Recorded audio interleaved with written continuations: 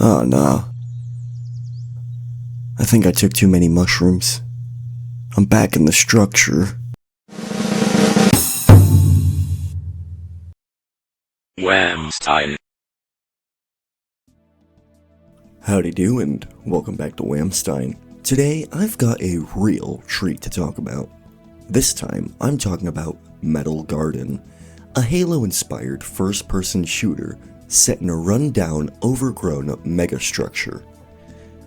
I meant to do this video a while back when I first beat it, in fact, around when it first came out. But things came up and I wasn't happy with the first script I wrote, so this had to take a back seat for a while. Honestly, thank God for that. I don't think the video this would have been back then could have done this game justice. This is one of the most interesting and unique projects I've had the pleasure of experiencing in the past few years.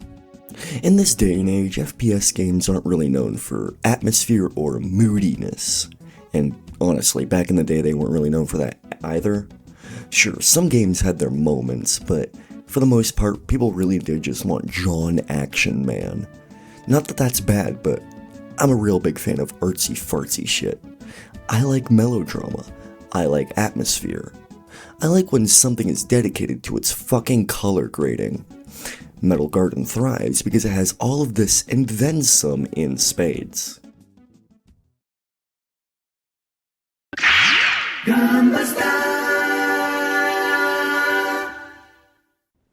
You play as a wandering nomad searching for junk that unknowingly stumbles into a conflict much older and much greater than yourself. Your only objective? Keep moving forward. It's all you've ever known, and it's all you'll ever know. Ah, look at me, already getting into the mood. But hey, can you blame me? This game is dripping with style. I wouldn't exactly call this game low poly, but it's capturing a style somewhere adjacent to the part of my brain that thinks of PS2 and Xbox, the original Xbox. So I'm just gonna say it's like those and just run with it. For some reason, my mind wants to compare it to Phantom Dust, if you remember that, but I think that's more of the color grading than the actual model styles and the fidelity of shit. This world is bleak. It's dying. Everything sucks for everyone all the time, and it certainly looks like it. There's a certain majesty in looking around, seeing the fields of grass, the trees, the deep valleys and hills, and then looking up, glimpsing the ceiling and going, oh yeah, I'm trapped here forever in a machine that's shutting off. That's a really unique feeling. This is ancient technology that nobody alive knows how to use or operate. No known functions. Nobody knows who built this. All you know is it exists, and you're all just watching it drain away. You have no power, you have no say. All you can do is just keep walking a little bit further.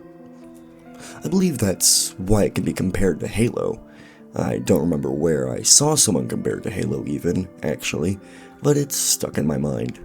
Both games take place in a vast, planet-sized man-made megastructure. Both are abandoned by the creators, and both have life growing abound. Where they differ is that Halo has had a bunch of sequels that all suck after Halo 3. But also, Halo is more about hope. There's victory. There's a future. You're powerful. You have knowledge. You can learn from the past, and you can save yourself and the rest of humanity. In stark contrast, Metal Garden makes it abundantly clear that this can only end in death. Maybe there's some kind of light in the shadow. After all, nothing is black and white. But with everything being so dark gray, it's kinda hard to keep your head up, you know? You will hurt, you will suffer, you will struggle. Get ready to lose some pounds. Get ready to get shot and thrown in a ditch. Get ready to get dipped in acid baths. But first, you're gonna get... You will barely get answers, and in the end, you will just keep moving forward. Well, that sounds fucking fun, right? Overwhelming and oppressive depression and darkness, and the crushing weight that comes with knowing that you're going to die alone and afraid, having learned nothing and having changed nothing. Oh joy! Well, the world isn't a fun place to live. But the same cannot be said of the gameplay. That, sentence is worded awkwardly. The gameplay is fun. It's incredibly fun, in fact, and I would recommend playing it on the highest difficulty. I know. I'm a real gamer, and it sounds like I'm spreading my I'm a true gamer and you're not propaganda, which I am, but hear me out. Firstly, I always play games on the hardest available difficulty on my first go-around. It's just what I do.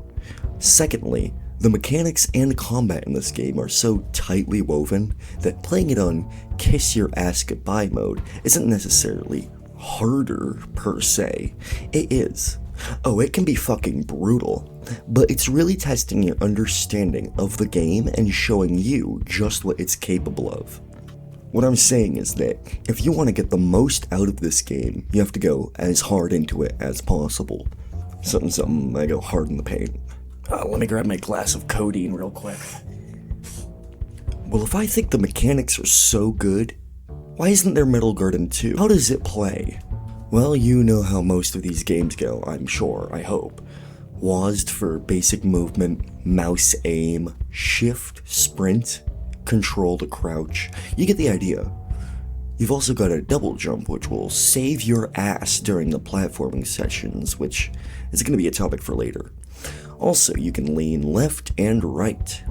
This is really important because you're going to want to obscure your weak, puny little body as much as possible so it doesn't get cock-slammed by 1,000 roided out nomads and tigermen coming your way. Also, it lets you peek around corners and pick off stragglers without being seen, which comes in handy. Another benefit to keeping your frail, polio-stricken body behind cover as much as possible is, well, obviously, avoiding damage. Great news for you though, because even if you do take a full health bar of damage because you're not paying attention, you don't have to worry. You're just going to take on a detrimental injury that affects your gameplay until you can find a healing station instead of dying. Each injury corresponds to your different body parts that get hurt, like your head, legs, torso, and arms. Once all of them go, then you die, so, don't become a cripple. You'd think this would mean enemies are busted out the wazoo to counterbalance that, but no, it's still weighted in your favor if you're just paying a little bit of attention and saving often enough. Don't get me wrong, if you're playing like you're John Halo, yes, you are going to get stomped. That's the point. You're not a super soldier. You're supposed to be going through methodically and thoughtfully. The healing stations are semi-scarce too, and intentionally so. You're supposed to be doing your damnedest to avoid as much damage as possible. Each station comes with 2 charges. These can be used to heal 2 injuries, or use 1 charge to restore your full health bar. So obviously, if you get injured, you'll want to heal those first, but you should be avoiding them in the first place so you can keep your health topped off at every opportunity. There are also consumable healing items, but those are uncommon and will not heal an injury, so you're still going to want to not, let your health bar go. Is that even a point worth making? I really don't know. I don't care. The main quote-unquote gameplay loop is insanely balanced and focused on you, the player, conserving every resource you have, except for pistol ammo, that's everywhere. At the same time, it respects that you're probably not an idiot, and will confront you with challenges that clearly necessitate spatial awareness, or use of a specific weapon, to which usually you'll be topped off with ammo and health afterward too. All of this is to say the main gameplay and the gunplay is an insanely potent tightrope of balance and master over player psychology, which is showing to be a trend in games I cover actually. Anyway, Metal Garden hasn't perfectly mastered owning the player's brain like Demon Dust does, but rather it respects the player wholly to take each scenario and fight as an opportunity to learn and grow. Maybe I'm a psychopath, but I'd even say Metal Garden would be a perfect game to introduce someone to FPS games, if they somehow are one of the, last stretches of gamers that don't play them. As I said previously, this game does have platforming, and I, foolishly, in my script, let it be a topic for later, to which I didn't write about. So now I get to improv it. The platforming feels good, it's not difficult at all, but it's also... it's not really present. There are small sections where you're going to have to be platforming, but they feel inconsequential to the overall game. They more serve to be there for the atmosphere, despite being mostly within closed spaces. There's a small section, I think my favorite part of the platforming, is a small section early on where you're just jumping across broken out sections of a bridge. I really like that. I think it shows off the state of the megastructure. It shows off the world. You actually get to use your platforming. It's a first-person shooter game. Platforming is not... it's not a platformer. That being said, you will be using your double jump to maneuver your way through combat, so... it's there. It's still useful. I just wish they had, maybe had a little more outdoor platforming, you could say. I guess what I'm trying to say is I would have rather have had seen more of this megastructure, even isolated, no combat at all, before it ends. So I guess conclusion to be made there is the platforming's good, but kind of inconsequential. That's this section. Back to the script. Well, I've glazed its cock enough, I imagine. What's the story? Is there a story? If so, is it worth talking about? I mean, the story is you keep walking into a deeper and deeper conspiracy accidentally. It's not much of a story. On the other hand, the world itself is fascinating and captivating.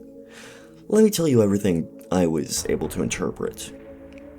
So, first of all, the megastructure has been around for so long that empires have risen and fallen over untold centuries. At the time the game takes place, it appears that whatever society exists is run by a council of politicians that are doing their best to keep the status quo from shifting whatsoever.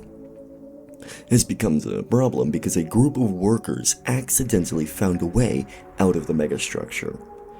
Like, a complete exit and a return to the real world. This, for some reason, is a bad thing to the council. Probably some kind of control thing, I guess, or whatever. So they send a bunch of mercenaries and soldiers to protect and hide the new way out. There's not a whole lot to go off, honestly. We only really learn about the council by hacking into a dying guy's brain computer. For the most part, we're just a curious guy that likes to walk, and walk we shall. And fight. There's plenty of fighting, but a lot of walking, no doubt. At the end, there's this neat boss against a giant walking tank. There's a lot of walking. It's not especially difficult if you're being careful. I guess that's the lesson of this game. But if you've somehow made it this far into the game by being a reckless bastard, this guy is going to teach you a damn lesson. With it gone, we can just head on down to the dark depths below. Stations and terminals that have been abandoned for an unquantifiable amount of time. And just when it feels like there might be one more fight, you see it. Something they call a counterweight world. A separate megastructure made to balance the gravity of the main one. An artificial star for our artificial Earth. Beyond that, nothing but clouds and fog. Where to now? Well, duh, we keep on moving. Hop in that elevator, man. There's a whole surface world to explore.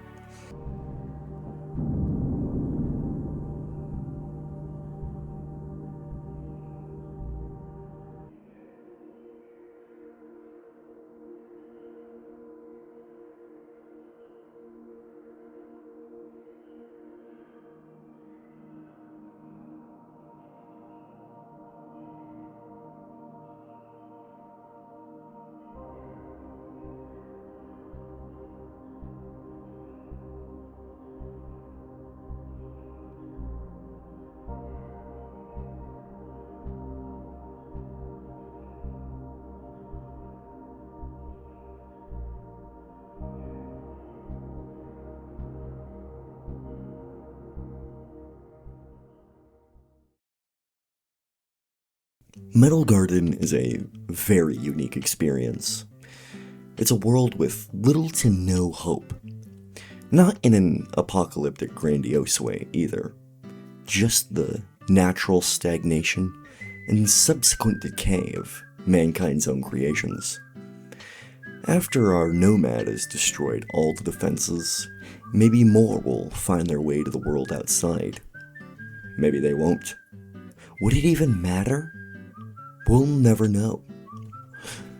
I got so used to the games I play having some kind of big conclusion that this game kind of just ending really made an impact on me.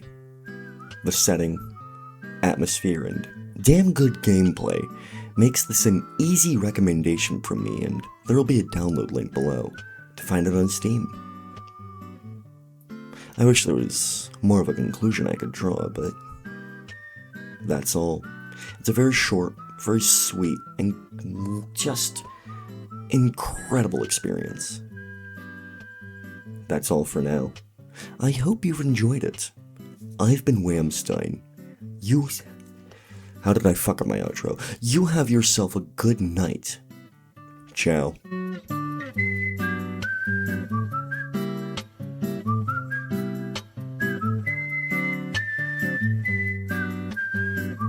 I don't know if it was obvious, but this script was for some reason extremely painful and hard for me to write, despite how much I love this game. So, if it comes across that this is really stilted and makes no sense, that's why.